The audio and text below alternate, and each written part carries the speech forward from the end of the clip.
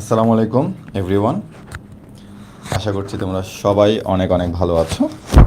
তো আমাদের লাস্ট ক্লাসে আমরা কিন্তু আসলে তোমাদেরকে তেমন কিছু পড়াতে পারিনি, কারণ একটা নেটওয়ার্কের ইস্যু হয়েছিল। তো আলহামদুলিল্লাহ আমরা সেগুলো সব ওভারকাম করেছি। তো আজকে আমরা হচ্ছে আমাদের ম্যাট্রিক্স ও নির্ণায়কের উপরে 6 নম্বর লেকচারটা করব, ঠিক আছে?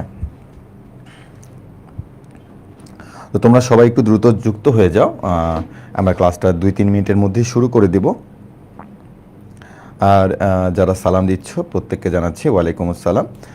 আজকে সব কিছু ঠিকঠাক আছে কি না তোমরা একটু কমেন্ট করে জানিয়ে দাও যে ভাইয়া সব কিছু ঠিকঠাক আছে। তেমন কিছু পড়াতে পারিনি, আচ্ছা ঠিকঠাক আছে কি না তোমরা একজন এসে ভাইয়া হোয়াটসঅ্যাপে গ্রুপ চাই। আমি তোমাদের জিলানি ভাইকে জানিয়েছি যে আমরা কোনো আসলে গ্রুপ রাখবো না এখানে হোয়াটসঅ্যাপে, আমরা হচ্ছে এখানে 1-to-1 সার্ভিসটা রাখবো। আর আমি এটাও বলেছি যে আসলে তোমাদের এই হোয়াটসঅ্যাপ গ্রুপটা আমি ঈদের পরে দিব, ঈদের আগে আর দিব না। কেননা দেখো ঈদের আগে হয়তো বা 12 তারিখ পর্যন্ত আমরা এখানে ক্লাস নিব। আমি 13 তারিখ সকালে আমার গ্রামের বাসায় চলে যাব। তো 13 তারিখ তো ক্লাস নেওয়া যাচ্ছে না। আমার গ্রামের বাসায় হোয়াইট বোর্ড আছে, কোনো স্মার্ট বোর্ড নাই। তো এই সময় আসলে সবাই ছুটিতে থাকবে 13 তারিখ থেকে একদম 20 তারিখ পর্যন্ত আমাদের সকল টিচার, সকল ফাউন্ডার, সকল এমপ্লয়িরা ছুটিতে থাকবে। তো এখন তোমাদেরকে যে আমি একটা হোয়াটসঅ্যাপ নাম্বার দিয়ে দিই এই সময়, এবং তোমরা যদি এখানে প্রবলেম পাঠাও এবং তোমরা যদি প্রবলেম সলভ না পাও 13 তারিখ থেকে 20 তারিখের মধ্যে, তখন তোমরা বলবা যে ভাই কী হোয়াটসঅ্যাপ নাম্বার দিচ্ছেন, কোনো সলভ পাচ্ছি না, কিছু পাচ্ছি না, সার্ভিস ভালো না, এরকম বলবা। কিন্তু তোমরা এটা বুঝবা না যে ভাই ওই সময় তো আসলে সবারই একটা ঈদের ছুটি থাকে, তাই না? তো এই জন্যই আসলে আমি তোমাদের জিলানি ভাইকে ইনফর্ম করেছিলাম যে ঈদের আগে যদি আমি হোয়াটসঅ্যাপ নাম্বারটা দিই হয়তোবা সার্ভিসটা আমি প্রপারলি দিতে পারবো না, কারণ আমি যাদেরকে নিয়োগ করব, যারা এখানে নিয়োগে থাকবে, এখানে আমিও রিপ্লাই দিব না, সময় তোমরা আমারও ভয়েস পাবা, তোমার শুভ ভাইয়ের ভয়েসও পাবা, কিন্তু যারা যারা মেনলি তোমাদেরকে বিভিন্ন সমাধানগুলো দিবে তারা তো এই ঈদের ছুটিতে তোমার বাসায় থাকবে, ফ্রেন্ডের সাথে ঘোরাঘুরি করবে, তাদেরও তো একটা ঈদ আছে। তো তোমরা এই 13 তারিখ থেকে বা 12 তারিখ থেকে 20 তারিখ পর্যন্ত তোমরা এইভাবে সার্ভিসটা পাবে না। তো যেহেতু পাবে না, সেহেতু তোমাদেরকে এখনও হোয়াটসঅ্যাপ নাম্বারটা আমি দিচ্ছি না। আমি তোমাদেরকে এইখানে আমাদের ওয়েবসাইটে এবং গ্রুপের মধ্যে আমি হোয়াটসঅ্যাপ নাম্বারটা দিয়ে দিব। তোমরা হচ্ছে 20 তারিখের পর থেকে মানে 21 তারিখ থেকে তোমরা এই সার্ভিসটা কন্টিনিউ পেয়ে যাবে। এখন এমন একটা তোমাকে সার্ভিস দিব না আমি, যেটা তুমি ঈদের জন্য বন্ধ পাচ্ছ এবং তুমি নিজেও বুঝতেছো না যেটা কেন আমি পাচ্ছি না সার্ভিসটা। আর কেননা ঈদ তো আসলে সবার জন্যই, তাই না? তো আশা করছি তোমরা বুঝতেছো। আর ভাইয়া তার মানে আপনার, আচ্ছা আমি বলি যে আমার যে এর আগে যে কাবু ভাইয়া টাইপভিত্তিক ম্যাথ প্রোগ্রাম ছিল, তোমাদের শো ভাইয়া টাইপভিত্তিক ম্যাথ প্রোগ্রাম ছিল, তো সেখানে কিন্তু আসলে 1-to-1টাই বেশি হয়েছে। যেমন তোমার সেখানে আমি টানা 3 মাস দেখা গেছে আমি ম্যাক্সিমাম প্রবলেমে সলভ দিয়েছিলাম, বাট এরপরে একাধিক প্রোগ্রাম থাকার কারণে, অন্যান্য কোর্সের অন্যান্য ইঞ্জিনিয়ারিং ভার্সিটি প্রোগ্রাম থাকার কারণে তখন আমি একটু কম রিপ্লাই দিয়ে দেন হচ্ছে আমি একজনকে এখানে রেখেছিলাম। তো তারাই তখন ম্যাক্সিমাম রিপ্লাইটা দিত। বাট এখনও আমি আমার হোয়াটসঅ্যাপ গ্রুপে আমার যে অন্যান্য প্রোগ্রামগুলো আছে সেখানে আমি এখনও মাঝে মধ্যে আমার স্টুডেন্ট আমার ভয়েস পেয়ে থাকে। হ্যাঁ, বাট কল দিলে কিন্তু তুমি সাথে সাথে ব্লক খাই যাবা, ওই নাম্বারে কল দিতে পারবা না, ভুলেও কল দিতে পারবা না। হ্যাঁ ভাইয়া উঠানোর টাইম দিয়ে আচ্ছা ঠিক আছে দিব। দেখো তোমরা ব্যাপারটা ক্লিয়ারলি বুঝতে পেরেছো কিনা, কারণ আমরা কিন্তু বলেছিলাম যে তোমাদেরকে আমরা হোয়াটসঅ্যাপে সার্ভিস দিব, কিন্তু এখন দেওয়া হচ্ছে না কেন, এটা জিনিস তোমরা ক্লিয়ারলি বুঝতে পেরেছো কিনা সেটা একটু আমাকে জানিয়ে দিও। কারণ আমি চাই না যে তোমাদেরকে একটা সার্ভিস দিব এটা বলে দেওয়া হয়নি বা পাচ্ছ না, এরকম যেন না হয়, ঠিক আছে? এবং তোমরা যখন হোমওয়ার্ক যদি ক্লাসের পর আলাদা করে এই গ্রুপে পোস্ট করে দিতেন তাহলে ভালো হতো। আচ্ছা দেখো, আমি হোমওয়ার্কগুলো তোমাকে যেমন তুমি বলতে চাচ্ছ কি যে আজকে হোমওয়ার্কগুলো হচ্ছে এটা এটা এরকম কিছু বলতে চাচ্ছ, নাকি তুমি চাচ্ছ যে হোমওয়ার্কগুলোরও হচ্ছে সলভ সহ চাচ্ছ, সেটা একটু জানিয়ে দিও আমাকে। আর হ্যাঁ, 1-to-1ই করতেছি এই কারণেই যে দেখো গ্রুপের মধ্যে একটা আমি মানে আমরা এরকম গ্রুপ নিয়ে অনেক এক্সপেরিমেন্ট চালাইছি।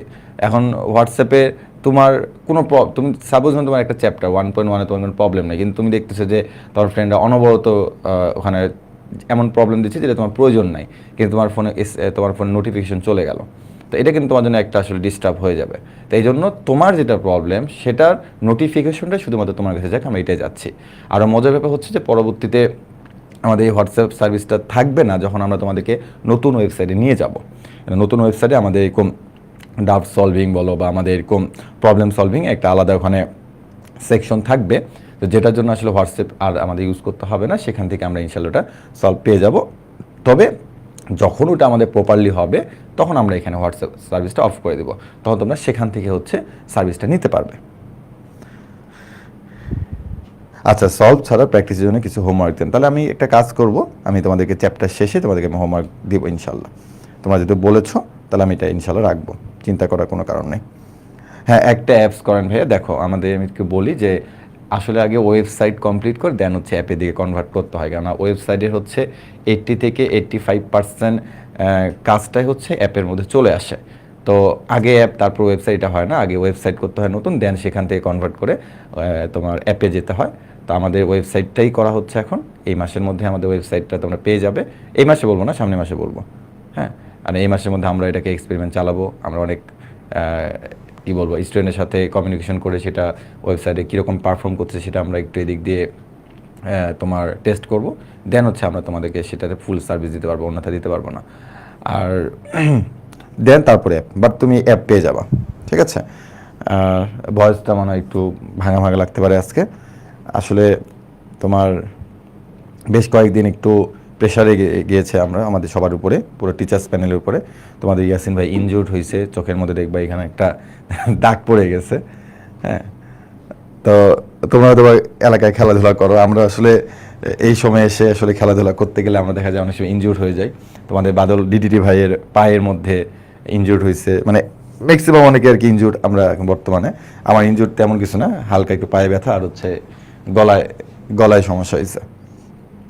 তোমরা হয়তো দেখেছো যে আমাদের একটা আসলে ফ্রেন্ডলি ক্রিকেট ম্যাচ ছিল বিপি ভার্সে হচ্ছে এসিএস, তো সেটার প্রিপারেশন আমাদের আসলে অনেক নেওয়া লেগেছিল। তো সেটার জন্য আসলে শোয়ে মাত্র আসে ঢুকে গেল, তার অবস্থা খুব খারাপ। তো বিপি ভার্সে এসিএস একটা ম্যাচ ছিল, 3টা ম্যাচ ছিল। তো সেই খেলা শেষে আমরা আবার মাওয়া গিয়েছিলাম, মাওয়া থেকে খাওয়া দাওয়া করে আস্তে আস্তে সকাল 10টা সাড়ে 10টা বেজে গেছে। তো এই হচ্ছে আজকে সার্বিক পরিস্থিতি। হ্যাঁ, বন্দিবাসলা উইন হয়েছে। তো সেখানে তোমাদের ডিডিটি ভাই অনেক ভালো পারফর্ম করেছে, তোমাদের এআর ভাই অনেক ভালো পারফর্ম করেছে। সবার কন্ট্রিবিউশনে আমরা আসলে সবগুলো ম্যাচে ওখানে জিতেছি। তো আমরা আমাদের পড়াশোনায় চলে আসি, চলো আর দেরি করব না।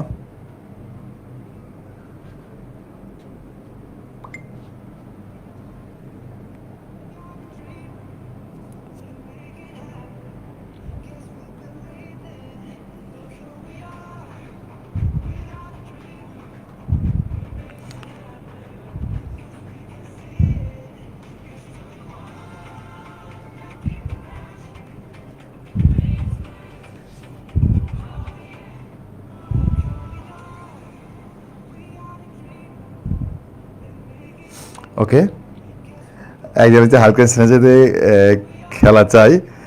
তোমাদের আনাস ভাই আজকে আমাকে হোয়াটসঅ্যাপে নক দিয়েছে এবং তার সাথেই কথা হচ্ছিল, এই জন্য ক্লাসে 2 মিনিটও লেট হয়েছে এবং তোমরা তার কথাই বলতেছো। তো হ্যাঁ, তাদের সাথে খেলা হবে এবং সেটা নিয়ে সে আসলে আমার সাথে কথা বলতেছিল হোয়াটসঅ্যাপে। তো ইনশাল্লাহ দেখতে পাবা, সমস্যা নেই। আর আসলে আনাস হালকেনস্টাইন আনাসে অফার দিছে ফুটবল খেলার, কিন্তু আমরা চিন্তা করতেছি আসলে ফুটবল খেললে আমরা বেশি ইনজুর্ড হয়ে যাব, মানে ফুটবলের মতো ব্যালেন্স হয়তো বা আমাদের ফিটনেস এখন আসছে কিনা আমরা জানি না, বাট একটা খেলা হবে।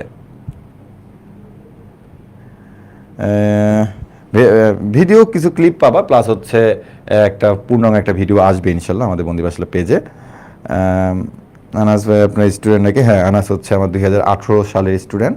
আমি যখন উদ্ভাসে পড়াতাম তখন সে ক্লাস করতো। এবং মজার ব্যাপার হচ্ছে কি জানো, যে আমি যখন ভার্সিটির ক্লাস নিতাম, সেটা 2017 বা এরকম কিছু একটা, উদ্ভাসে যখন ভার্সিটি ক্লাস নিতাম তখন দিনাজপুরে যেতাম। তো তখন হচ্ছে তোমার যে মেডিকেল ব্যাচটা ছিল, তো সেই মেডিকেল ব্যাচের হচ্ছে আমার জানা মতো আর কি, আমি এখন শিওর না ভার্সিটি নাকি মেডিকেল, আমার মধ্যে মেডিকেলের ব্যাচে তোমার ওদের একটা প্রোগ্রাম থাকতো এরকম যে তোমার ওই মানে মেডিকেলের পাশাপাশি হচ্ছে ম্যাথটাকে অ্যাড করা যায়। তো সেই হায়ার ম্যাথের ক্লাসে তোমার মেডিকেল শিক্ষার্থীরা যখন আলাদা একটা ব্যাচে পড়তো, তো তখন সেখানে আমি পড়াতে যেতাম, ঢাকা থেকেই যাইতাম। তো ওখানে দেখা গেল সব অ্যাডমিশনের শিক্ষার্থীরা।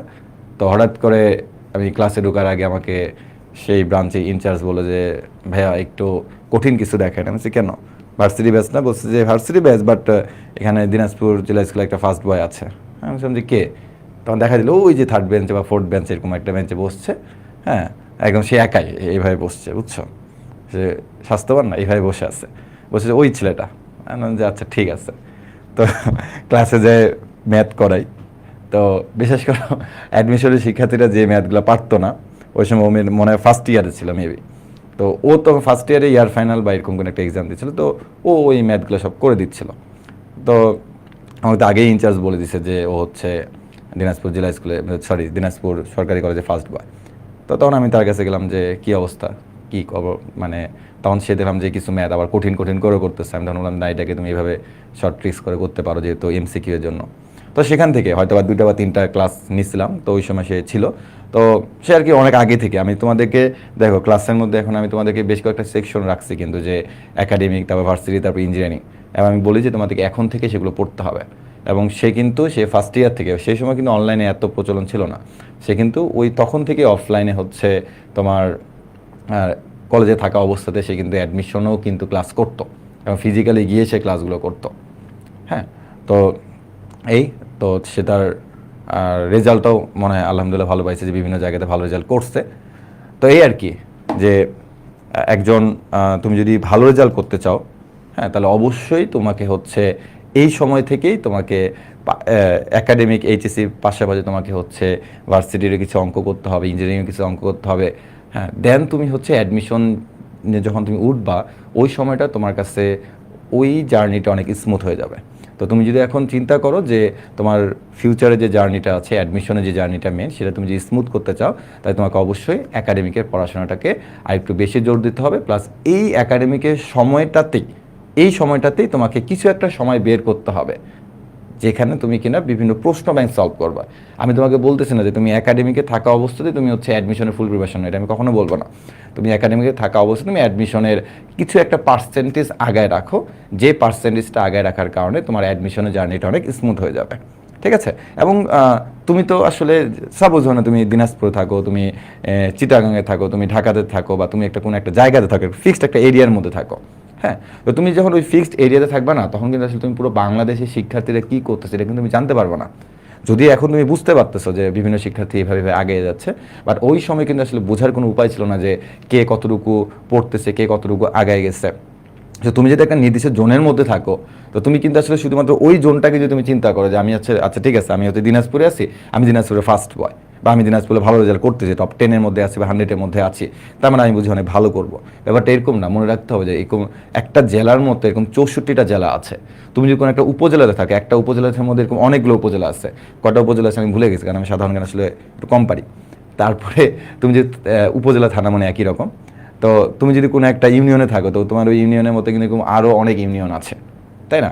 তো তোমাকে ওভাবে চিন্তা করতে হবে যে এরকম প্রতিটা জায়গাতে অসংখ্য ভালো শিক্ষার্থীরা আছে। তো সবগুলাতে তুমি যদি চিন্তা করো যে এরকম যদি প্রতিটা উপজেলাতেও যদি তুমি চিন্তা করো যে 50টা বা 100টা করে ভালো স্টুডেন্ট থাকে, তাহলে কিন্তু আসলে অনেক স্টুডেন্ট, ভালো স্টুডেন্ট আছে সারা বাংলাদেশ মিলে। সো তুমি যখন সারা বাংলাদেশ মিলে চিন্তা করবা, তখন কিন্তু তোমাকে আসলে পড়াশোনাটা ওভাবে আরও বেশি করে করতে হবে। তুমি শুধুমাত্র তোমার নির্দিষ্ট কলেজে তুমি ফার্স্ট বয়, তুমি তোমার নির্দিষ্ট কলেজের টপ 10, তুমি তোমার নির্দিষ্ট কলেজের টপ 100-এর মধ্যে আছো, তার মানে এই না যে তুমি পুরো বাংলাদেশের মধ্যে ভালো স্টুডেন্ট। তারপরে তোমাকে মনে রাখতে হবে তোমার মতো এরকম আরও পুরো বাংলাদেশে ভালো স্টুডেন্ট আছে, যাদের সাথে গিয়ে তোমাকে আরও কম্পিটিশন করতে হবে। আর সেটা কোথায় করতে হবে? সেটা কিন্তু আসলে একাডেমিকে না, সেটা অ্যাডমিশনে গিয়ে তোমাকে কী করতে হবে বলো তো? কম্পিটিশনটা করতে হবে। তো এই জন্যই এমনভাবে নিজেকে তৈরি করো, যখন তুমি সারা বাংলাদেশের শিক্ষার্থীর সাথে কম্পিটিশন করবা, তখন যেন তুমি সেখানে আগায় থাকো। তো সেই আগায় থাকার জন্য এখন থেকেই, মানে আজকে থেকেই তোমাকে সেভাবে নিজেকে প্রিপেয়ার করতে হবে। আরেকটা কথা বলে যে তোমার কলেজ জীবনে, মানে তুমি যদি এরকম চিন্তা করো যে ভাই স্কুল লাইফে অনেক প্যারা খেয়েছে, স্যাররা অনেক প্যারা দিচ্ছে, হ্যাঁ আমরা টিফিনে আমরা লুকায় মানে একটু আড্ডা দিতে গেছি, স্যাররা টিফিন পিরিয়ডে আমরা পালাই যাইতে চাইছি, আমরা পালাইতে পারিনি, আমাদেরকে আবার ফেরত পাঠাইছে মাইট টাইট দিয়ে, এরকম অনেক আছে। আমারও হয়েছে যে পিছনের দেয়াল দিয়ে তোমার কী বলে আর কি, দেয়াল টপকাইতে গেছি, টপকায় দেখি যে এখানে স্যার দাঁড়ায় আছে লাঠি নিয়ে, ঠিক আছে, আবার টপকায় আবার দুধ দিয়ে পাশে চলে আসতে লাগছে। তো এরকম স্কুলে অনেক কাহিনী তোমাদের আছে, তাই না? তো কলেজ লাইফটা বুঝি এরকম হওয়ার কথা না। বিশেষ করে কলেজে তোমরা যারা বিশেষ করে ঢাকার কলেজগুলোতে পড়বা, তারপর তোমাদের নিজ নিজ জেলা বা জেলা বা তোমার বিভাগের মধ্যে যে ক্যান্টনমেন্ট কলেজগুলো আছে বা যে প্রাইভেট কলেজগুলো আছে বা যে কলেজের নামগুলো তোমরা বেশি শুনো, সেই কলেজেগুলো তোমরা যে রুলস অ্যান্ড রেগুলেশন দেখো, তোমাদের মাথাটাই নষ্ট হয়ে যাবে। তোমাদের সেই রুলস অ্যান্ড রেগুলেশনটাকে মেনটেন করতে এবং তাদের এত রুলস অ্যান্ড রেগুলেশন আছে, সেগুলোকে ফলো করতে যাই তুমি দেখবে যে তোমার পড়াশোনা 12টা বাজে গেছে। হ্যাঁ, প্রতিটা জায়গাতে রুলস অ্যান্ড রেগুলেশন থাকবে। সো স্কুল লাইফে থেকে কলেজ লাইফটা কিন্তু আরও বেশি চ্যালেঞ্জিং, বিশেষ করে যারা একটু প্রাইভেট কলেজগুলোতে পড়বা, যেমন তোমার ডিআরএমসি, নটো ডেমো তুমি চিন্তা করতে পারো, এনডিসি, বিজ্ঞান কলেজ সরকারি, কিন্তু ভাই যাই দেখো বিজ্ঞান কলেজে পোলাবাইনের অবস্থা খারাপ। ঢাকা কলেজ এক সময় মনে করো যে পোলাবাইন মনে করো যে ধুমায় ঘুরে বেড়াইতো, বাট এখন যাই দেখো ঢাকা কলেজের ড্রেস থেকে শুরু করে এমন তোমার সেখানে রুলস অ্যান্ড রেগুলেশন চিন্তাই করতে হবে না, পোলাবাইনের মাথা চুল এতটুকু হয়ে গেছে, ঠিক আছে, এটা কল্পনাই করা যায় না। তারপর তোমার রাইফেলস কলেজ, এদিকে তোমার আদমজি, রাজুক কলেজ, মানে তুমি কোন কলেজের নাম বলবা, প্রত্যেকটা কলেজে একই রকম অবস্থা। তুমি রংপুর ক্যান্টে পড়বা, বগুড়া ক্যান্টে পড়বা, সেম অবস্থা। প্রচুর রুলস অ্যান্ড রেগুলেশন আছে, প্র্যাকটিক্যাল নিয়ে তুমি মরে যাবা, এত পরিমাণ তোমাকে পেইন দিবে। সো কলেজ লাইফটা আরও বেশি চ্যালেঞ্জিং। হ্যাঁ, তো এই জন্য তোমরা মন মানসিকতা একটু মানে প্রিপেয়ার হয়ে থাকো মেন্টালি, যে আমাদেরকে কলেজ লাইফে অনেক বেশি পরিশ্রম করতে হবে। তুমি এখন যেরকম ফ্রি সময় আসো না, বিশেষ করে খালি কলেজটাতে উঠো, তুমি দেখবা যে তোমার সময় কোন দিকে যাচ্ছে তুমি নিজেও টের পাবা না, সময় কোন দিকে চলে যাচ্ছে। তো যতটুকু পারো এখনই আগে রাখো। যদি তুমি চিন্তা করো যে ভাই আমি কলেজ লাইফে উঠে মানে কলেজে পড়াশোনা শুরু করার সাথে সাথে আমি হচ্ছে আমার এই পড়াশোনাটাকে আমি আরও বেশি কী কন্টিনিউ করবো, তাহলে কিন্তু আরও বেশি ধরা খেয়ে যাবে। হ্যাঁ, কলেজে উঠলে তুমি দেখবা যে বিশেষ করে ম্যাট্রিক্স নিয়ে যখন স্যাররা তোমাকে পড়াবে, প্রত্যেকটা মানে তুমি বাংলাদেশের যে কোনো কলেজে পড়ো না কেন, তুমি 4টা ক্লাসে বেশি পাবা না, সর্বোচ্চ 2টা, মানে সর্বনিম্ন 2টা 3টা 4টা এরকম পাবা, এর মধ্যে ক্লাস শেষ হয়ে যাবে। তুমি ক্লাসে কিছুই বুঝবে না। তুমি যদি চিন্তা করবে আমি ক্লাসে পড়ার সাথে সাথে কলেজে ক্লাসে পড়ার সাথে সাথে আমি নিজেকে আগায় নিব, তাহলে হবে না। বাংলাদেশে যদি তুমি চিন্তা করে একমাত্র নটরডেম কলেজ যদি তুমি ধরো, তারাই একমাত্র এমনভাবে পড়ায় যে তুমি কলেজের সাথে কন্টিনিউ করে পড়তে পারবা। সেখানে অনেক প্রেশার, বাট তারা তোমাকে অনেক সুন্দর করে পড়াবে। মানে তুমি যদি কখনো চিন্তা করো ভাই নটরডেম কলেজ নাকি ডিআরএমসি কলেজ, আমি ভাই আমি যদি আমার কলেজ ডিআরএমসি, নটরডেম নাকি ডিআরএমসি, কোনটা ভালো? ভাই বাংলাদেশের মানে নটরডেম কলেজের সাথে অন্য কোনো কলেজকে কখনো কম্পেয়ার করা যাবে না, অন্য কোনো কলেজে কোনো কম্পেয়ারই হবে না। নটরডেম সে আলাদা জগতের হিসাব, আর বাকি যত কলেজ সবগুলো এক ক্যাটাগরিতে তুমি চিন্তা করতে পারো, এটা একদম ট্রু। তো যাই হোক, একজন বলছে ভাই এখন তো পড়তে ইচ্ছা করতেছে না ভাইয়া, এই কথা বলা যাবে না, এই কথা বলা যাবে না। পড়াশোনার ইচ্ছা করা না চাইলেও তোমাকে পড়তে হবে। কলেজে উঠো, কলেজে উঠলে বুঝতে পারবা তোমার আরও বেশি পড়াশোনা করতে মন চাবে না। তো আমরা চলে আসি হচ্ছে আমাদের ম্যাট্রিক্স ও নির্ণায়কের লেকচার নাম্বার হচ্ছে 6। তো আমরা ম্যাট্রিক্স আমরা অনেক কিছু জেনেছি, ম্যাট্রিক্স সম্পর্কে আমরা অনেক কথাবার্তা বলেছি, ম্যাট্রিক্স আমরা অনেক অঙ্ক করেছি, অনেক এমসিকিউ করেছি, সব কিছু করেছি আশা করি। তো এখন আমরা হচ্ছে একটু নির্ণায়ক নিয়ে বার্তা বলবো। নির্ণায়ক, হ্যাঁ, তো ফার্স্টে আমরা হচ্ছে নির্ণায়কের সংজ্ঞা জানবো, নির্ণায়কটা আসলে কাকে বলে। বাট বলে দিচ্ছি যে নির্ণায়কের সংজ্ঞা আবার দয়া করে কেউ মুখস্থ করতে যায় না। ভাই আমি নির্ণায়কের সংজ্ঞা খুব সুন্দর মুখস্থ করতে পারি, একটু মুখস্থ করি, মুখস্থ করা দরকার নেই নির্ণায়কের সংজ্ঞা, ঠিক আছে? নির্ণায়কের সংজ্ঞা মুখস্থ করব না, কিন্তু আসলে নির্ণায়কটা কি সেটা আমরা একটু দেখি। বর্গ ম্যাট্রিক্সের একটি বিশেষ প্রকারের ফাংশন যাকে দুটি খাড়া রেখা দ্বারা প্রকাশ করা হয়। তো দেখো ম্যাট্রিক্সকে কিন্তু আমরা এর আগের বারে কীভাবে প্রকাশ করে আসছিলাম, ম্যাট্রিক্সকে আমরা প্রকাশ করে আসছিলাম ঠিক এভাবে, একটা থার্ড ব্র্যাকেট দিয়ে অথবা কি বলতো ফার্স্ট ব্র্যাকেট দিয়ে, এটা আমাদের ম্যাট্রিক্সের প্রকাশ ছিল। বাট এখন কিন্তু দেখো ভাইয়া ম্যাট্রিক্সের প্রকাশটা কিন্তু এখন এরকম না। হ্যাঁ, ম্যাট্রিক্সের প্রকাশটা হচ্ছে একটু অন্যরকম। ম্যাট্রিক্সের প্রকাশটা এরকম বলতেছে, দেখো যে তোমার যদি এরকম একটা ম্যাট্রিক্স থাকে, দেখো এ একটা ম্যাট্রিক্স ধরে নাও, সেই ম্যাট্রিক্সটা হচ্ছে A11 A12 A21 A22, এটা অবশ্যই একটা ম্যাট্রিক্স। হ্যাঁ, এবং এই ম্যাট্রিক্সটা কি ধরনের ম্যাট্রিক্স ভাই? এটা হচ্ছে একটা বর্গ ম্যাট্রিক্স। এটা হচ্ছে একটা কি বর্গ ম্যাট্রিক্স। কেন বর্গ ম্যাট্রিক্স? কেননা এটা সারি 2টা কলাম 2টা, এই জন্য এটা একটা কি ধরনের ম্যাট্রিক্স? বর্গ ম্যাট্রিক্স। তো এখানে কিন্তু একটা খুব সুন্দর কথা তারা বলে দিচ্ছে, একটু খেয়াল করে দেখো, যে বর্গ ম্যাট্রিক্সের তার মানে নির্ণায়ক কিন্তু কখনো আয়তাকার ম্যাট্রিক্স বা সারি ম্যাট্রিক্স বা কলাম ম্যাট্রিক্স এইসব ম্যাট্রিক্সে কিন্তু আসলে নির্ণায়ক হয় না। নির্ণায়ক সবসময় যেন হবে কার বলতো? বর্গ ম্যাট্রিক্সে, যার সারি সংখ্যা এবং কলাম সংখ্যা কি থাকবে? সমান থাকবে। এরকম ধরনের ম্যাট্রিক্সে আমরা কি বলতো নির্ণায়ক নির্ণয় করতে পারি। এখন এই ম্যাট্রিক্সটাকে যদি আমরা এখন নির্ণায়ক আকারে প্রকাশ করি, তাহলে আমরা একটা খাড়া দাগ দিয়ে ভাবে প্রকাশ করবো। দেখো, তার মানে আমি বোঝাচ্ছি এ বর্গ ম্যাট্রিক্সের, এ বর্গ ম্যাট্রিক্সের নির্ণায়ক হচ্ছে এটা। এখন এটা যদি হয়ে থাকে তাহলে ইকুয়াল টু দিয়ে দিই এই যে নির্ণায়ক চিহ্ন। দেখো এর আগে ছিল ম্যাট্রিক্স চিহ্ন, এখন হয়ে গেল কি বলতো নির্ণায়ক চিহ্ন হয়ে গেল। তাহলে আমরা এখানে বলবো হচ্ছে A11 A12 A21 A22, এই তো বুঝছো। তাহলে আমরা হচ্ছে যে কোনো একটা বর্গ ম্যাট্রিক্সকে আমরা ইচ্ছা করলে নির্ণায়ক আকারে প্রকাশ করতে পারি। এবং আমরা যদিও ম্যাট্রিক্স আর হচ্ছে নির্ণায়কের পার্থক্যগুলো জানবো পরবর্তী ক্লাসগুলোতে, বা তার একটা পার্থক্য বলে দিই। যেমন ম্যাট্রিক্সে কিন্তু কোনো মান নির্ণয় করা যায় না, ম্যাট্রিক্সটাকে তোমাকে এইভাবে রাখতে হবে, এইভাবে রাখতে হবে, এটা কোনো মান নির্ণয় করা যায় না। বাট এই যে নির্ণায়কটা আছে না, এই নির্ণায়কে তুমি মান নির্ণয় করতে পারবা, এই নির্ণায়কে একটা মান নির্ণয় করতে পারবা। তার মানে আমাদের ম্যাট্রিক্স আর নির্ণায়কের মধ্যে অনেকগুলো পার্থক্য আছে, তার মধ্যে একটা পার্থক্য হলো ম্যাট্রিক্সের মান নির্ণয় করা যায় না, বা নির্ণায়কে কি নির্ণয় করা যায় বলতো, মান নির্ণয় করা যায়। এটা কিন্তু খুবই ইম্পর্টেন্ট, ঠিক আছে, খুবই ইম্পর্টেন্ট। এবার দেখা যাক ছোট্ট একটা এমসিকিউ, হ্যাঁ, সেটা হচ্ছে নির্ণায়ক একটি ফাংশন হলে তার ডোমেন কি। হ্যাঁ, তার ডোমেন কি, এটা খুবই ইম্পর্টেন্ট যে আমাদের নির্ণায়ক যদি একটা ফাংশন হয়ে থাকে তাহলে তার ডোমেন কি হবে, তার ডোমেনটা কি হতে পারে।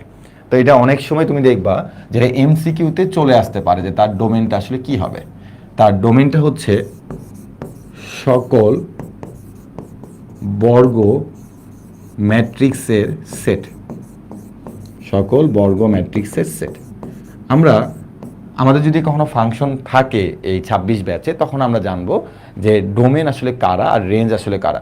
ডোমেন মানে যে সহজে তোমাকে বোঝে যারাকে আমরা ইনপুট করতে পারবো তারা হচ্ছে ডোমেন, আর ওই ইনপুট করার পরে আমরা যে আউটপুটটা পাবো তারা হচ্ছে কি বলতো রেঞ্জ। আর ডোমেন হচ্ছে কি বলতো, আমরা যাদেরকে ইনপুট করবো তারা হচ্ছে ডোমেন, আর যাদেরকে আমরা আউটপুট পাবো তারা হচ্ছে কি বলতো রেঞ্জ।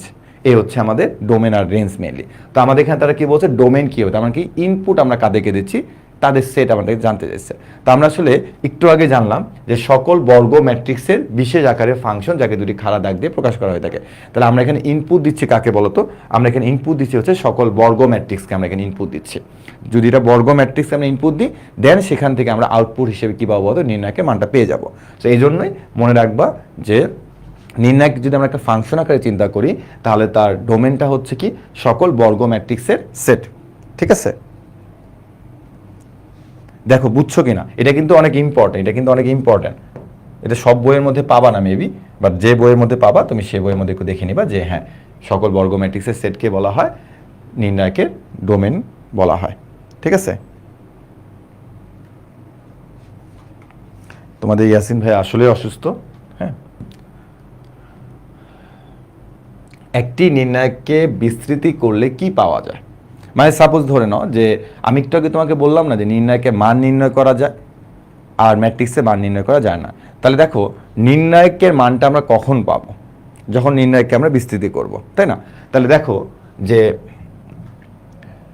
নির্ণায়ককে বিস্তৃতি করলে কি পাওয়া যায়, কি পাওয়া যাবে, আমরা বলবো যে নির্ণায়ককে বিস্তৃতি করলে হচ্ছে মান পাওয়া যাবে। কি পাওয়া যাবে, মান পাওয়া যাবে। দেখো নির্ণায়ককে বিস্তৃতি করলে কি পাওয়া যাবে, মান পাওয়া যাবে। এখন অনেকেরই প্রশ্ন যে ভাই এই যে মানটা আপনারা বের করতেছেন এই মানটা আসলে কিরকম হইতে পারে, মানটা আসলে কি সংখ্যা হবে নাকি অন্য কিছু হবে। হ্যাঁ, মানটা আসলে কি হবে।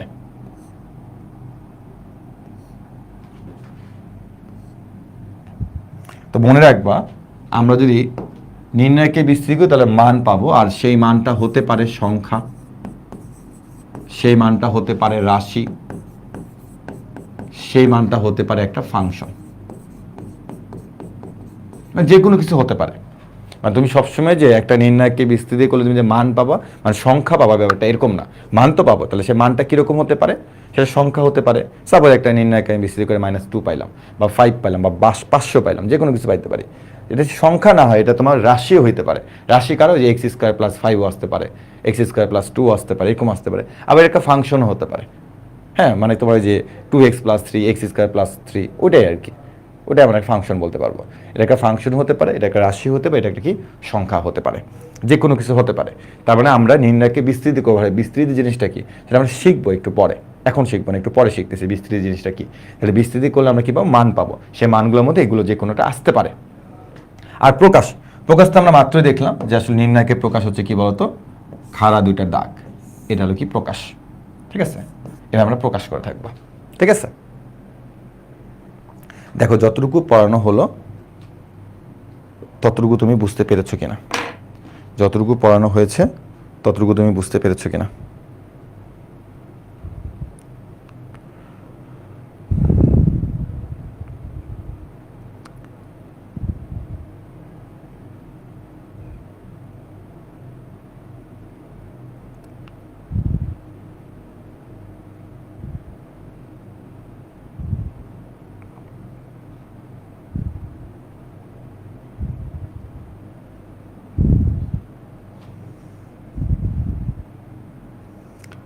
আচ্ছা ওকে, ঠিক আছে, এটা আমাদের জাস্ট বেসিক, এগুলো কিন্তু আমাদের জাস্ট তেমন কোনো কাজে লাগবে না, কিন্তু আমাদের তোমার নির্ণায়ক সম্পর্কে একটা ক্লিয়ার ধারণা পাওয়ার জন্য আমাদের এগুলো জানতে হবে।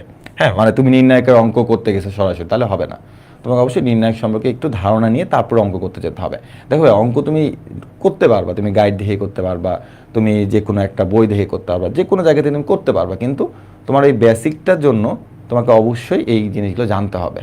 হ্যাঁ, এখন তুমি বই পড়ে বেসিকটা জানতে পারো, বাট বই পড়লে তুমি অনেক সময় বেশ কিছু তুমি সম্পর্ক বুঝতে পারবে না আসলে কী থেকে কী বলতেছে।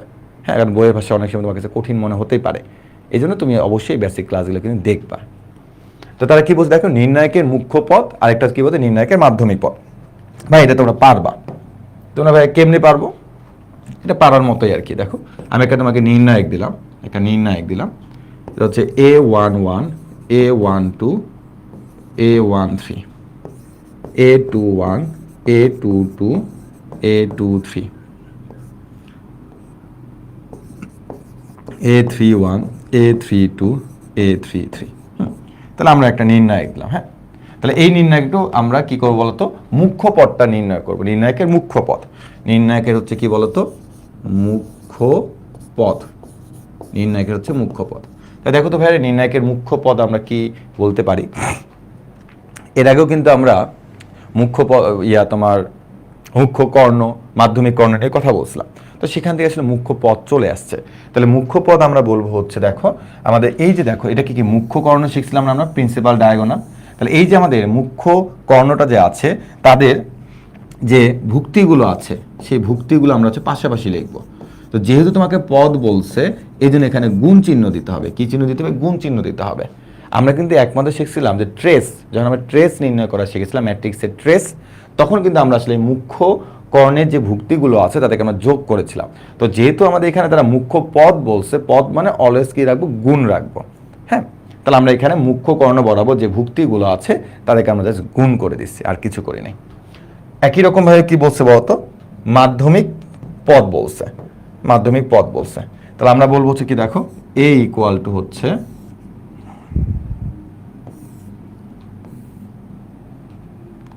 আবারও লিখি A11, A12, A13, তারপর হচ্ছে A21, A22, A23, A31, A32, A33।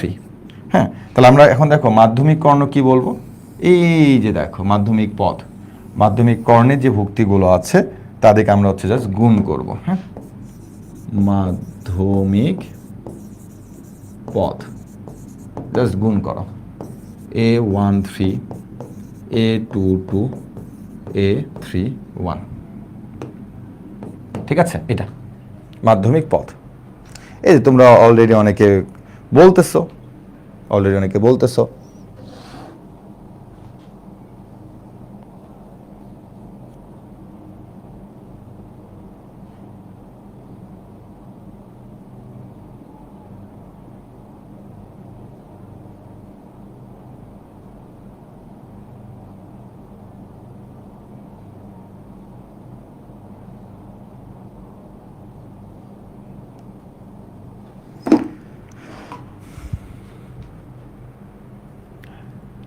এরপর আমরা চলে আসি হচ্ছে নির্ণায়কের বিস্তৃতি এবং মান নির্ণয়। এই যে একটু আগে বললাম না আসলে বিস্তৃতি জিনিসটা কি, সেটা আমরা জানবো। তো এটাই যে নির্ণায়কের বিস্তৃতি এবং মান নির্ণয়। তো চলো আমরা নির্ণায়কের বিস্তৃতি একটু শিখে নিই। তো প্রথমত হচ্ছে দেখো যে আমরা এখন নির্ণায়কের মান নির্ণয় করা শিখবো। তো নির্ণায়কের মানটা আমরা হচ্ছে নির্ণায়কটাকে বিস্তৃতি করে শিখবো। আর এই বিস্তৃতি জিনিসটা কি, চলো সেটা একটু আমরা জেনে যাই। যেমন তোমাকে আমি বললাম হচ্ছে এ হচ্ছে আমার একটা নির্ণায়ক, হ্যাঁ, এ একটা আমার নির্ণায়ক। তোমাকে বললাম হচ্ছে 2 3 4 7 দিলাম, 7। তো এইটা নির্ণায়কের মানটা আমরা কিভাবে নির্ণয় করব? দেখো তো ভাইয়ারা, এই নির্ণায়কটার মাত্রা কত? 2/2। যখন কোনো একটা নির্ণায়কের মাত্রা ছোট হবে বা 2/2 হবে, তখন আমরা তার নির্ণায়কের মানটা খুব সহজে বের করতে পারি। কিভাবে সেটা বের করতে পারি দেখো, আমরা হচ্ছে প্রথমে এভাবে গুণ করব, 2 আর 7কে গুণ করব। এটা কি লেখা লাগবে 2 × 7? হচ্ছে না ভাই, লেখা লাগবে না, 7 × 2 = 14 বলতে পারবো, 14 লিখবো। এরপর একটা মাইনাস দিব। দেখো ভাই, এই মাইনাস হচ্ছে ফর্মুলার মাইনাস, এই মাইনাস কিন্তু আমি অন্য কোথাও থেকে নিয়ে আসি নাই, এটা তোমাকে অলওয়েজ এখানে একটা মাইনাস চিহ্ন দিতে হবে। এই মাইনাসটা অনেক সময় প্লাস হয়ে যেতে পারে যদি তোমার এখানে একটা মাইনাস থাকে। সেটা কীভাবে দেখো, যে আমরা 7 × 2 = 14, একটা মাইনাস দিব ফর্মুলা, এরপর আমরা 4 3 4 12, এখানে 12 লিখবো। সাপোজ যদি এখানে একটা মাইনাস থাকতো তাহলে কি পেতাম? -12। তাহলে সেই মাইনাস আর এই মাইনাস মিলে কি হতো? প্লাস হয়ে যেত। তখন 14 থেকে 12 গেলে কত হবে? 2 হবে। তাহলে এটা হচ্ছে আমাদের কি বলতো, আচ্ছা হ্যাঁ, তাহলে আমরা হচ্ছে কি করলাম, যে এটা থেকে এটাকে গুণ করলাম, একটা মাইনাস দিলাম, তবে এটা থেকে এটাকে আমরা গুণ করে দিলাম, হ্যাঁ। আর যখন আমরা নিচ থেকে উপরে যাই তখন একটা মাইনাস চিহ্ন দিতে হবে, ফর্মুলার মাইনাস। তো এটা গেলো 2/2। 2/2 অনেক সহজ। এবার চলে আসি আমরা 3/3। এই একটা তোমাকে নির্ণায়ক দিলাম, এই একটা নির্ণায়ক দিলাম,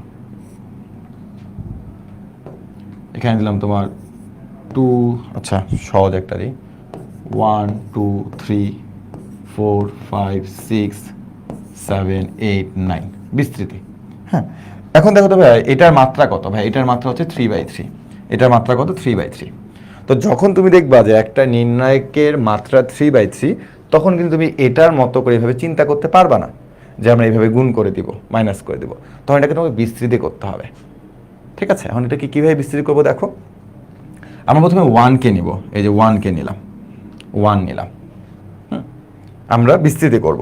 এখন ভাই এটা পুরো তোমার উপর নির্ভর করবে যে তুমি আসলে বিস্তৃতি কোন বরাবর করবা।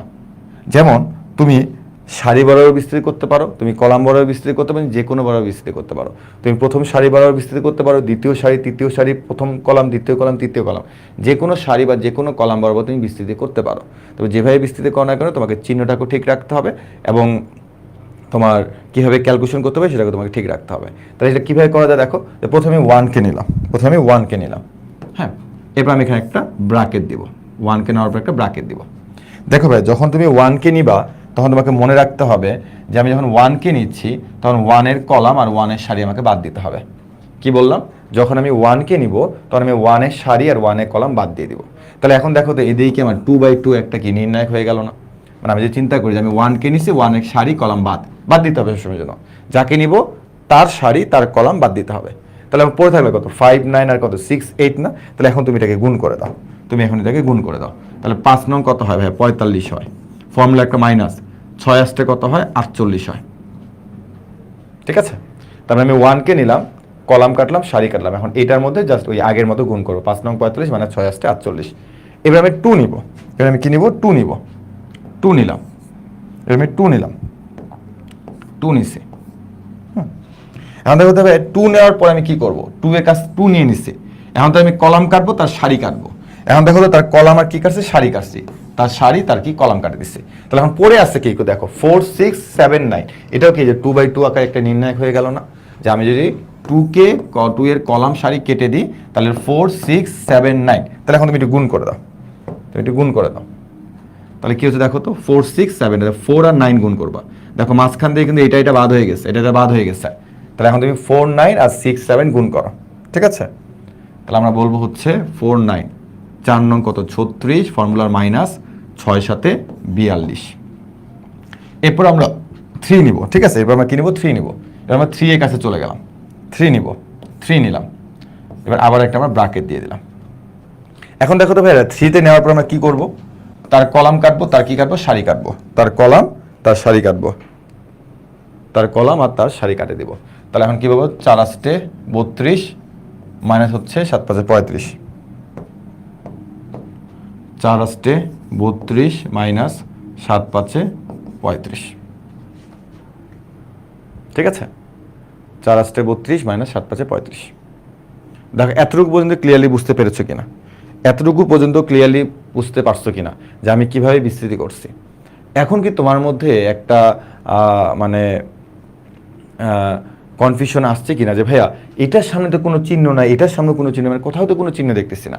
তো এই চিহ্নের জন্য আমি আসলে একটা এক্সট্রা স্লাইড রেখেছিলাম। হ্যাঁ, চিহ্নের জন্য আমি একটা স্লাইড রেখেছিলাম, সেটা হচ্ছে এটা যে প্রথমটার জন্য অলওয়েজ প্লাস, তারপরটা মাইনাস, তারপরটা প্লাস, আবারও মাইনাস, আবারও প্লাস, আবারও মাইনাস, চলতে থাকবে। তো এই চিহ্ন নিয়ে আমি একটু পরে কথাবার্তা বলবো, বাট মনে রাখবো যে আমাদের এই সংখ্যাটার আগে কোন চিহ্ন হবে তার জন্য আমাদেরকে এই চিহ্নটা ফলো করতে হবে 3/3 এর ক্ষেত্রে। হ্যাঁ, প্রথমেরটা আজীবনের জন্য প্লাস, কেন প্লাস এটা আমরা একটু পরে জানবো, তারপরটা মাইনাস, তারপরটা প্লাস, এভাবে চলতে থাকবে। তাহলে দেখো তো ভাই, আমি যদি ওই চিহ্নটা যদি আমি এইখানে গিয়ে যদি আমি ফলো করি তাহলে আমি কি পাবো? দেখো তো, প্রথমটা প্লাস, তারপরটা হচ্ছে মাইনাস। হ্যাঁ, এটা প্লাস লেখা দরকার নেই, এটা মাইনাস, আবার এটা কি বলতো প্লাস। এখন ভাই তুমি এটাকে ক্যালকুলেশন করলে তুমি এখানে একটা জিরো পাবা। জিরো পাবে, এটা আমি আর দেখাচ্ছি না ভাই, তুমি যদি ক্যালকুলেটার ছাপতে পারো, তুমি যদি ক্যালকুলেশন করতে পারো, তুমি দেখবে জিরো হবে। জিরো হবে, কারণ 1 থেকে 9 পর্যন্ত যদি ধারাবাহিকভাবে নেওয়া যায় এটা অ্যান্সার জিরো হয়ে যায়। ঠিক আছে, চিহ্ন সব মাথার উপরে থাকুক, মাথার উপরে থাকুক, শুধু এতটুকু বুঝো, প্রথমটা প্লাস, তারপরটা মাইনাস, তারপরটা প্লাস। ঠিক আছে, এতটুকু বুঝলে চলবে। এখন যখন আমি ওটাতে যাব তখন তোমার আর মাথার উপরে যাবে না। এখন তুমি খালি এতটুকু মনে রাখো যে ভাইয়া যেহেতু প্রথম সারি বরাবর বিস্তৃতি করছে, প্রথমটা প্লাস, তারপরটা মাইনাস, তারপরটা প্লাস, কেমনে আসছে ওটা একটু পরে জানো। হ্যাঁ, সিকোয়েন্সলি আমরা জানি। ঠিক আছে, আচ্ছা এরপর তুমি একটু খেয়াল করে দেখো, তোমাকে তারা এরকম একটা নির্ণায়ক দিছে, এরকম একটা নির্ণায়ক দিছে 2 3 4 5 6 7। হ্যাঁ, এটা তোমাকে তারা দিচ্ছে, এটা তারা তোমাকে দিচ্ছে। এখন দেখো তো ভাইয়া, এটার অ্যান্সারটা কি হবে একটু দেখো তো। এই একজন 1 বলছো, 1 হবে না, 0 হবে। এটা মুখস্থ রাখতে হবে, 1 থেকে 9 পর্যন্ত যদি তুমি ভুক্তিগুলো নিয়ে যদি কোনো নির্ণায়ক গঠন করো, এটা অ্যান্সারটা 0 আসে, এরকম মনে রাখতে হবে। ঠিক আছে, একজন খুব সুন্দর একটা কথা বলছে যে চিহ্ন সব মাথার উপর দিয়ে গেল।